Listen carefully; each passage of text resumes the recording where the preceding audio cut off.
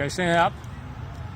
फिर एक बार आप लोगों के सामने मैं आया हूं और बताना चाहता हूं, पहले जब हम पढ़ने जाते थे 5वीं क्लास में या 1 से लेकर के और 7वीं 8वीं तक, तो हमारे जो हिंदी वगैरह में कहानियाँ आती थीं वो एक से ज्ञानवर्धक कहानियाँ आती थीं जिनका दूरगामी परिणाम होता था, बच्चों पर उसका मानसिक रूप से बहुत असर होता था। लेकिन हम किसी की बुराई नहीं कर रहे हैं, लेकिन ये हकीकत है, वास्तविकता है कि आजकल की जो इंग्लिश मीडियम पढ़ाई चल रही है और हम इंग्लिश मीडियम में जा रहे हैं, तो इंग्लिश मीडियम का कुछ नेचर अलग है, उनके पढ़ाई के कुछ तरीके अलग हैं।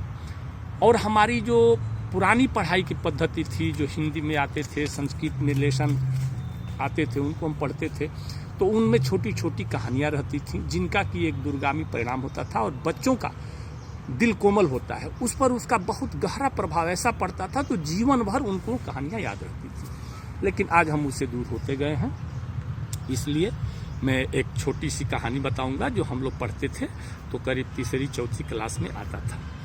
और इसको आप हमेशा ध्यान रखिएगा अगर हो सके तो, और चैनल अच्छा लगे, कहानी अच्छी लगे तो आप लोग चैनल को सब्सक्राइब और लाइक करने में कंजूसी मत कीजिए।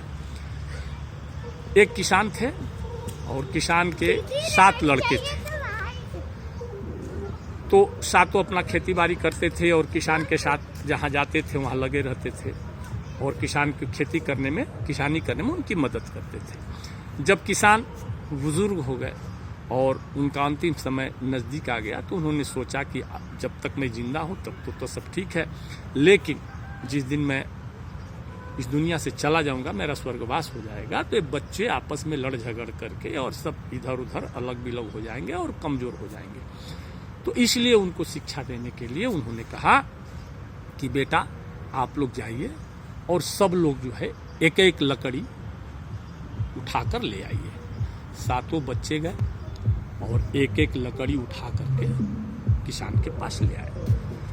किसान ने बोला कि इसका एक बोझा बना दो, 7 लकड़ी को बांध दो गट्ठे की तरह और तब मेरे पास आओ। तो सातों लड़कों ने एक एक जो लकड़ी ले गए थे उनको मिला करके और उसको रस्सी से गट्ठा बना दिया। बनाने के बाद अपने पिताजी के पास गए, बोले पिताजी हम लोगों ने 7 लकड़ी का गट्ठा बना लाया है, इसको क्या करना है बोलिए। तो बोले कि इसको बारी बारी एक एक आदमी इस गट्ठे को बीच से तोड़ दो।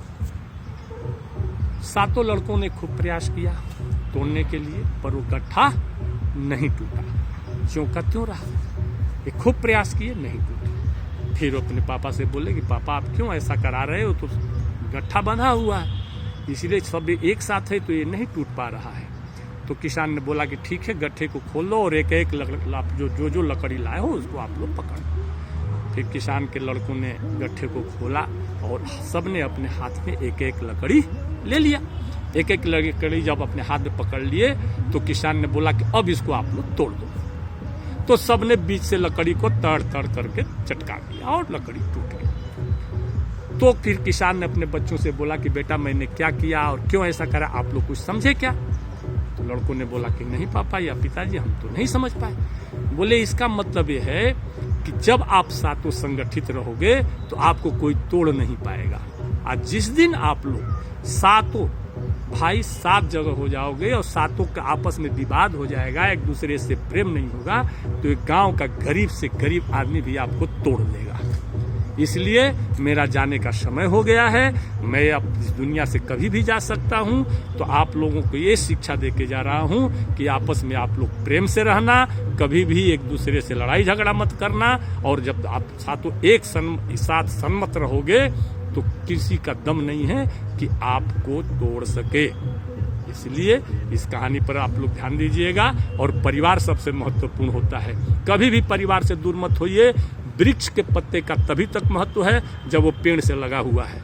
जिस दिन वो पेड़ से गिरता है वहीं से पीलापन चालू हो जाता है, वो पीला होने लगता है। हरा तभी तक रहता है जब तक पेड़ में रहता है। परिवार बहुत महत्वपूर्ण चीज है और आज की दुनिया में हम परिवार से ही दूर होते जा रहे हैं। इसलिए परिवार को मत छोड़िए। होता है 2-4 परिवार साथ में तो कभी थोड़ा बहुत हूँ तू होता है, कोई विवाद भी होता है, लेकिन उसको सह करके और एक साथ रहना न भूलिए। आगे की समय में फिर आपको कोई नई कहानी लेकर आऊँगा। अगर ये कहानी आपको अच्छा लगा हो तो कृपया इस चैनल को सब्सक्राइब कीजिए, लाइक कीजिए और आगे फिर मैं बताऊँगा। नमस्कार दोस्तों।